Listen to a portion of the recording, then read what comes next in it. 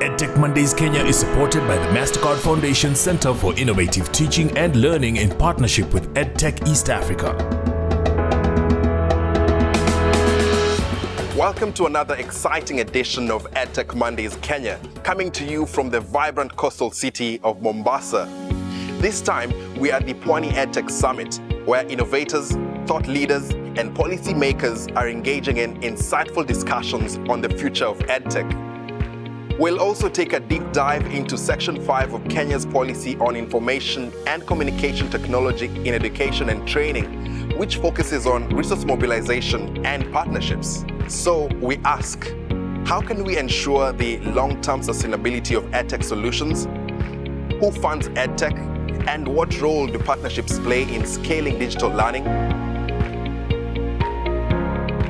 Well, thank you very much for joining us on this edition of EdTech Mondays Kenya. My name is Ian Wafula. Now, before we get right into it, how about we take a look at some of the key terms that you'll hear us refer to throughout this show.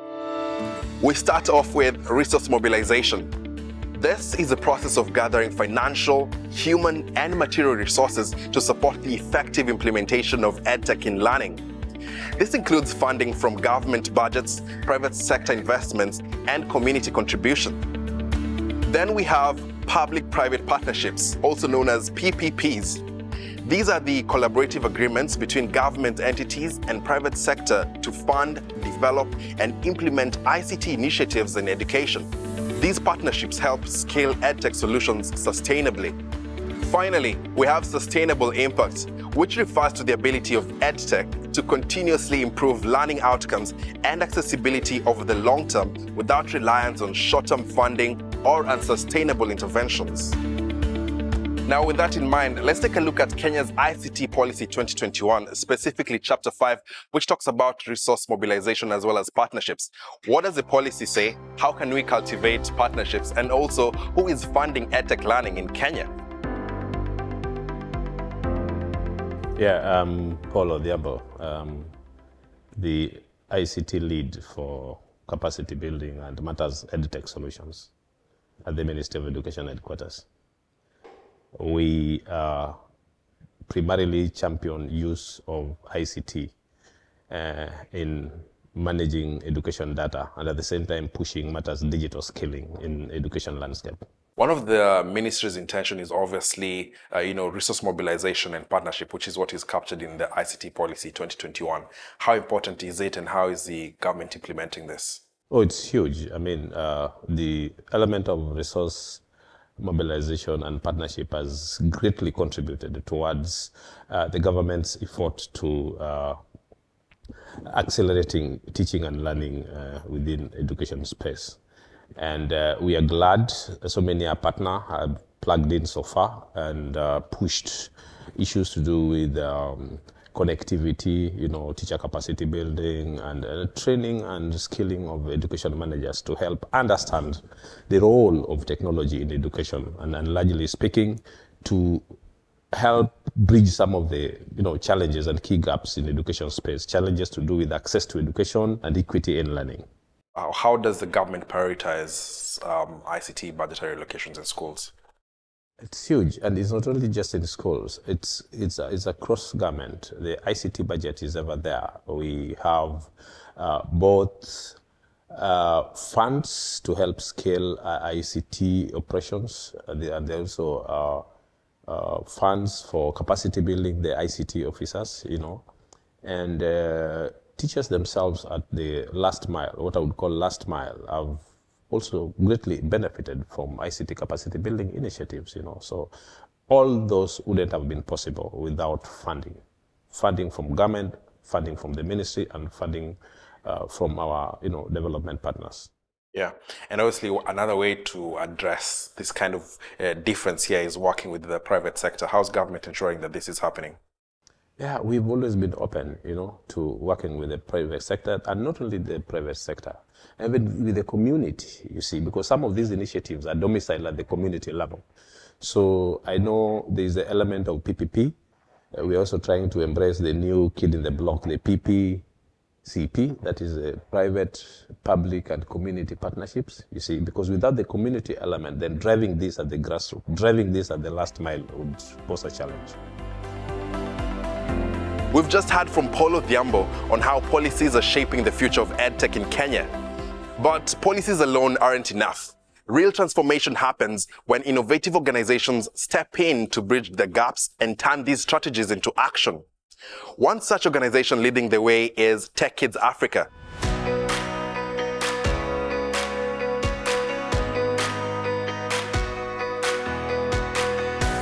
Through strategic partnerships with both governments and private stakeholders, they're equipping young learners with critical digital skills and opening doors to future opportunities. This robotica, which I'm actually very, very obsessed with, was put together by Tech Kids Africa, and it brought about a number of collaborators who assembled it from this particular kit. So how did Tech Kids Africa do it, and what lessons can we learn from them? My name is Paul Akwabi. I'm the founder, executive director, and head of partnership at Tech Kids Africa. And Tech Kids Africa is basically a technology academy that capacity builds teachers and also learners who are very curious to come up with innovation using technology. Yeah, so I'm curious, maybe talk us through some of the programs that you actually run. Yeah, so at Tech Kids Africa, we run program actually segmented into, first of all, 3, then I'll break them down. So we have coding, robotics, and AI for children. Then we are having a critical area we focus on, which is online safety and cyber security, because as much as we're giving the curiosity, we need to be able to also control or curb the outcome of it. Then on the third thing that we focus on is on generally the educators, who are the teachers.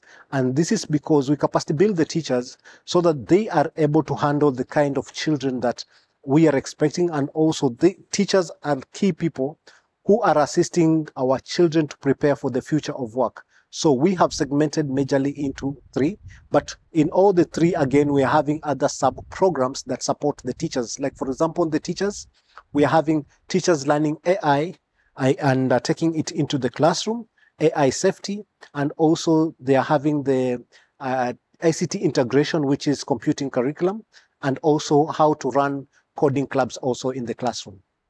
Today we're just discussing about the Kenyan government's policy on ICT, which Chapter 5, which talks about partnerships and resource mobilization and mainly collaboration. So over the years, since you started Tech Kids Africa, how has collaboration and partnership worked for you? Actually, I think 80% of even Tech Kids Africa is collaboration in almost every aspect, even in terms of how our programs are designed. You get that majorly, if I can angle with the government, you get that we tend to align our curriculums, our content according to also what the government has put in place. Like, for example, on the CBC. So we tend to also work according to that particular as information.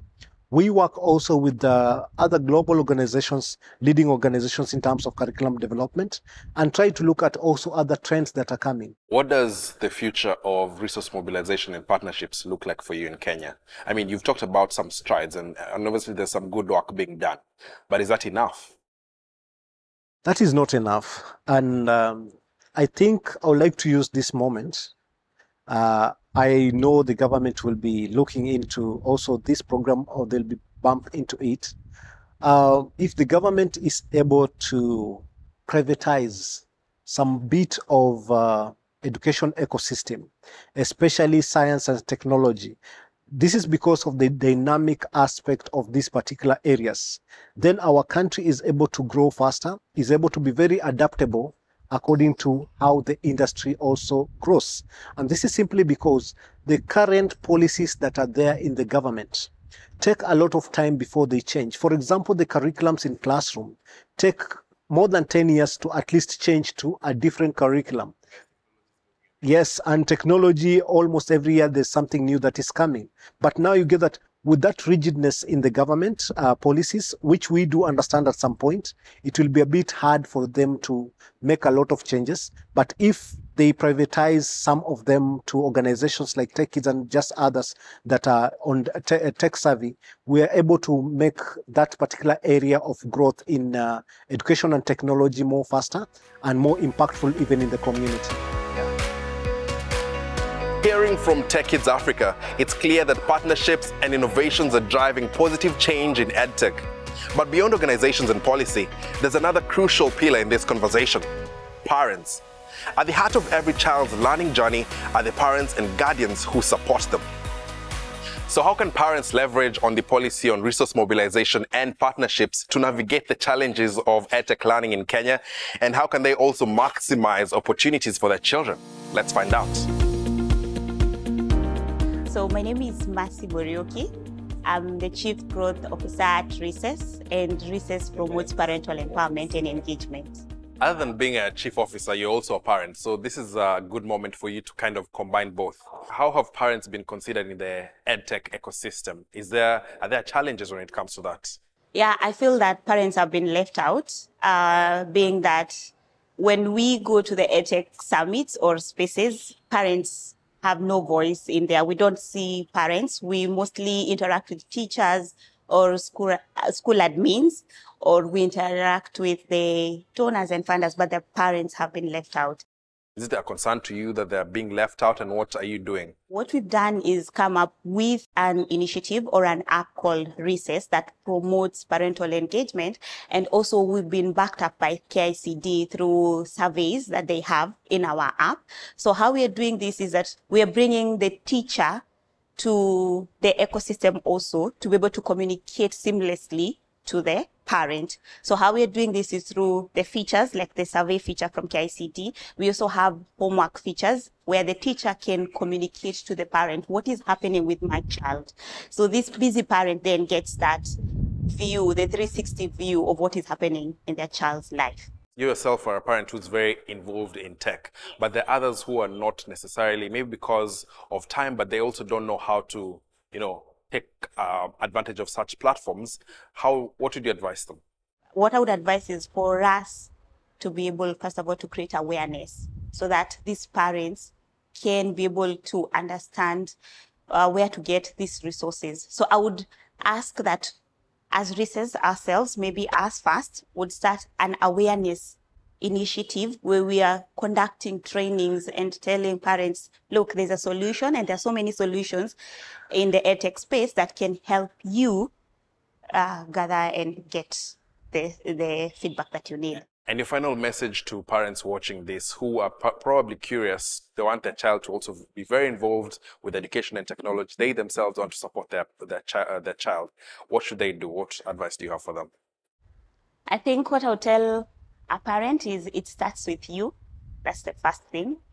You are the one who should be engaged, not involved, because engagement is that self-initiative. And if you start from there, then you can be able to figure out the rest. That's what I would say. Now, hearing from parents about their experiences on how they can be involved in resource mobilization and partnerships is enlightening. But there's another group on the front lines of this transformation, and I'm talking about our teachers. They are the bridge between policy, technology, and students, yet they often face the toughest challenges when integrating EdTech into classrooms. Well, let's now find out from teachers what kind of support they need and what practical solutions will help them maximize partnerships as well as keep them sustainable. So, Teacher Aisha, you have an amazing story. First of all, you're very passionate about teaching kids to a point where now you decided that you're teaching teachers. Tell us a bit about that. So I started this work back in 2015. I was a teacher for 7 years.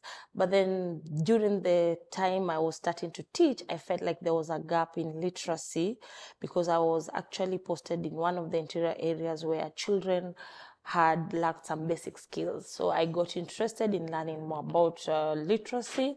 But of course, I learned it from our non-government organizations, and that's how I got to join Aga Khan Foundation, just to help our teachers, like really make an impact to more learners by learning contemporary approaches to learning and to teaching our children. And to date, you've helped about 4,000 teachers. Actually, not 4,000. The 4,000 teachers were from 2019 to 2024, or 2024. But I would say approximately more than 15,000 teachers. That is amazing, because by teaching 15,000 teachers, then you've reached a lot more students with your work. I want to believe so, because then, of course, we as NGOs or as development, we know that the teacher is our central place. So we get to the teacher, hopefully really supporting the teacher through mentorship, through monitoring, so they can actually help cascade that all learn with the children. We talk of learning with the children because then we don't want the teacher to be a source of knowledge. We want the teacher to be a facilitator. Yes, yeah. And obviously now we're talking about the teacher being central to the process. And on this episode, we're looking at ICT and, policy on resource mobilization and partnership. And of course, teachers are at the center of it. Yes. Do you think that so far they've been part of the process when it comes to IT in schools? I would want to believe they are part, because I, as an educator, have seen the government training the teachers.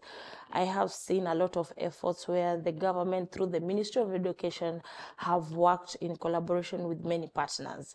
They have trained, I would say, a percentage of teachers, but not all of the teachers. So yes, I would say their efforts, they have been involved, but there's still room for more to be done, and especially on how do we support school to actually learn from each other and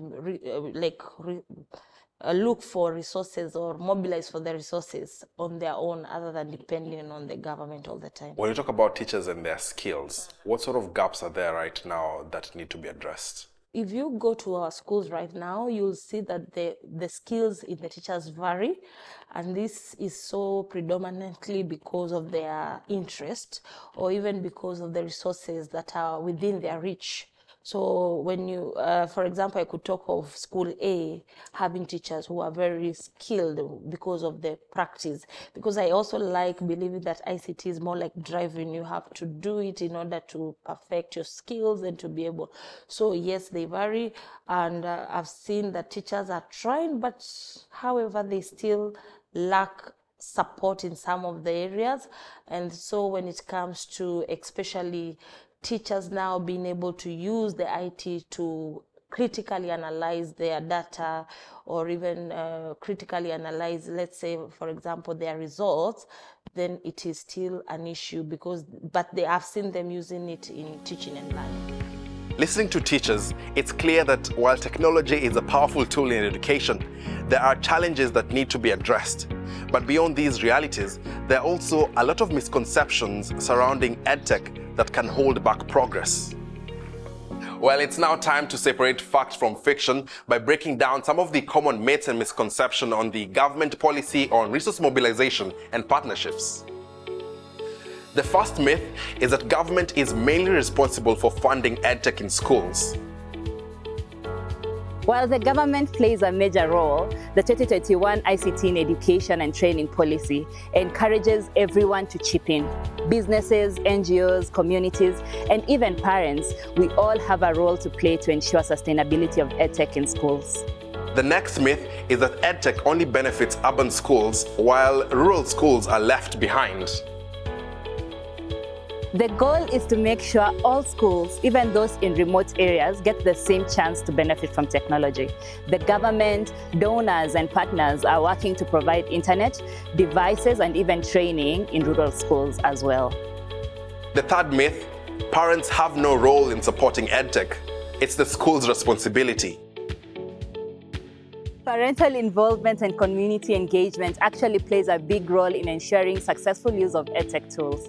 The policy encourages parental and community participation in mobilizing resources for ICT in education.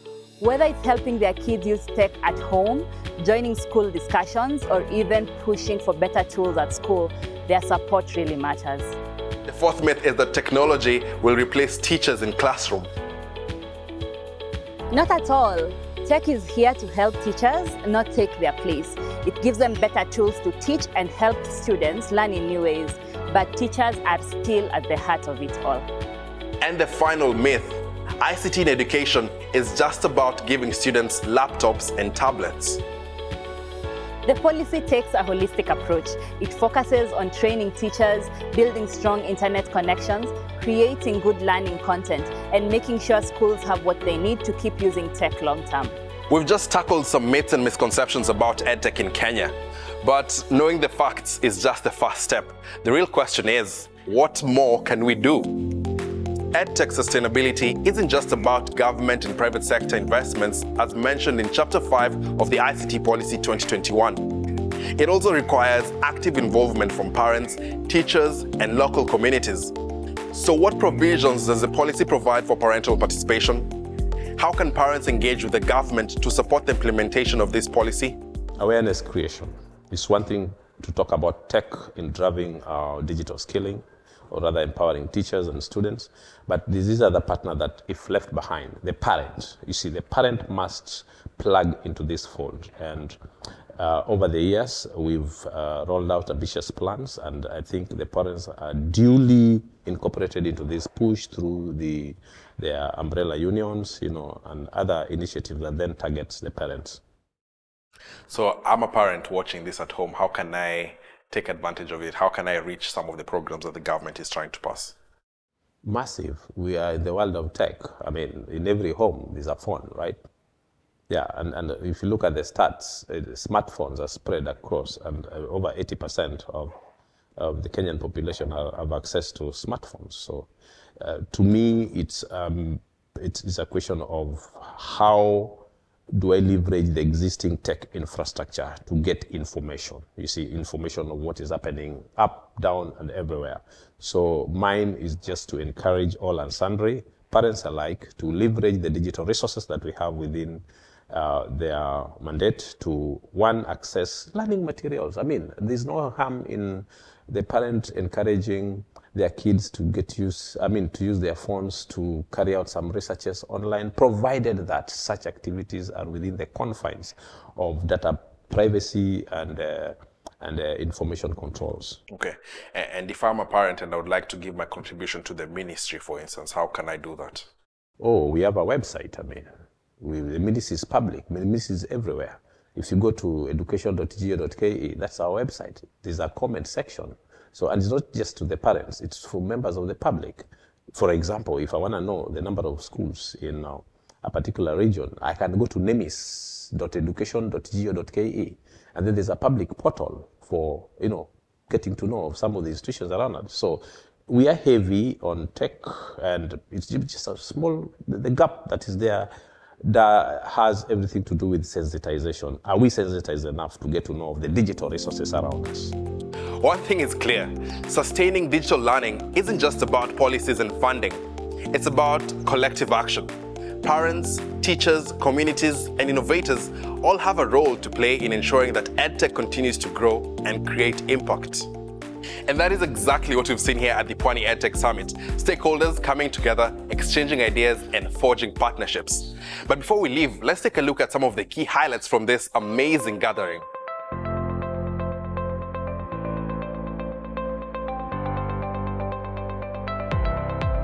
Welcome to the second Pwani EdTech Summit 2025. My name is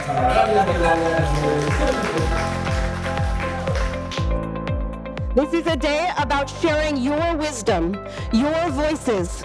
You have heard our colleagues from the ministry are here because they want to hear from you. What is working? What is missing? What do we need to do differently? Collectively, how can we solve our challenges in a better way?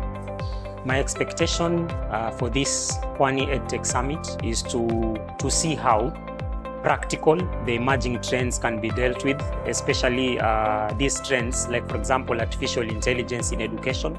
I'm really hoping that the educators that are here will get the knowledge and skills that they can be able to transfer that to the classroom. I would like to express my heartfelt appreciation from the organizers of Pwani EdTech Summit 2025 for providing this platform for all of us to learn. Let us seize the opportunity to forge lasting partnership share innovative ideas, and work towards a future where technology will be a foundation to education.